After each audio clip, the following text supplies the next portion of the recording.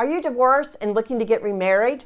I get it. I'm remarried and I have an awesome marriage. Also, I am a certified relationship coach, so I know I can help you. So here's some questions before you get married that please answer for yourself, and it would be a great idea to have your partner answer the same. Number one, do you feel like you've had enough time to process and grow in your self-awareness since your last marriage ended? Big time question, hard question, and not one to skip over. Really think about that. Think about what you did in the marriage that may have contributed to its ending, what you're afraid of in the future. I mean, dig deep. I had to do the same thing. I had to think about, okay, I'm the common denominator in this marriage, so what did I do? Or what didn't I do? And I hired a coach to help me walk through that so I become more self-aware. And also to figure out what I did not want to take into my next relationship if I was to ever have one. So that's the second question. What do you not want to take into your second marriage that was in the first marriage? Write that down. What do you not want to take? And what are you going to do to make sure that you don't take that into the marriage? I guess that's 3 questions there. Why did your previous marriage end? I know that sounds like a simple question, but I get the most interesting answers when I ask the couples that I work with. They just say, hey, well, we just grew apart. Well, how did that happen? I don't know. It just happened over time. Okay. So when digging a little bit deeper, the majority of the marriages ended because they did not know how to communicate well. They didn't know how to handle conflict well. Thus, lust also created a problem. However, trust was broken, and therefore there was no more commitment to the marriage, and then boom, it's over.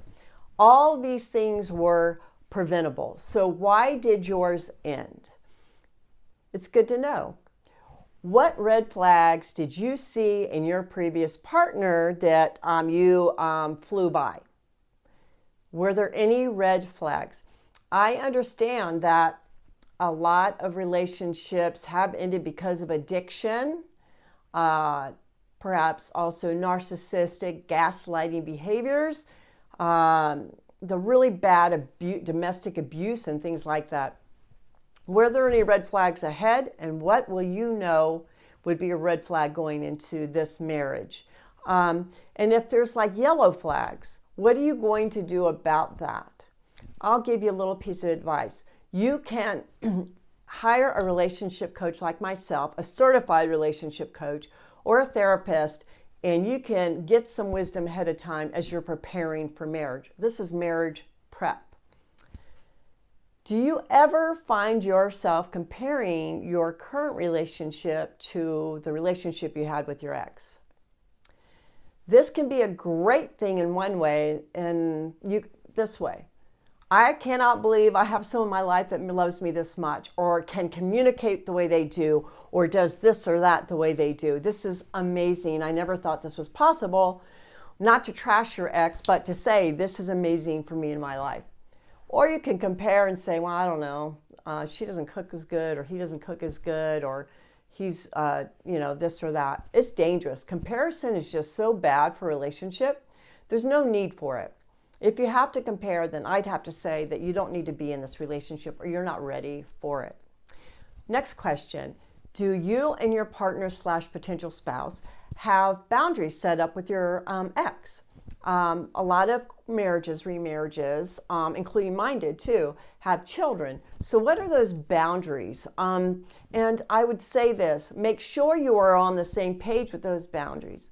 And also, blended marriages, blended families, they have a lot of complexities of their own, which really the relationship could use wisdom in how to do that. Nobody really knows how to do it. They need to get wisdom. So hire a really good certified relationship coach or a therapist to help you navigate that so that you can have an amazing marriage and not have it divided by the children, the exes, and all the chaos and schedules that can ensue. I know I have lived this. Okay, the last question I'm going to ask you, and there may be more that you have in your own mind, but this is just the last one. Did you get any kind of counseling to help you mourn the loss of your marriage and to process it? That wraps back up to number one now, doesn't it? Okay, well, I hope this video has been really helpful to you, and I hope your new marriage will be the bomb ditty and that it'll be amazing, more than you could have ever imagined.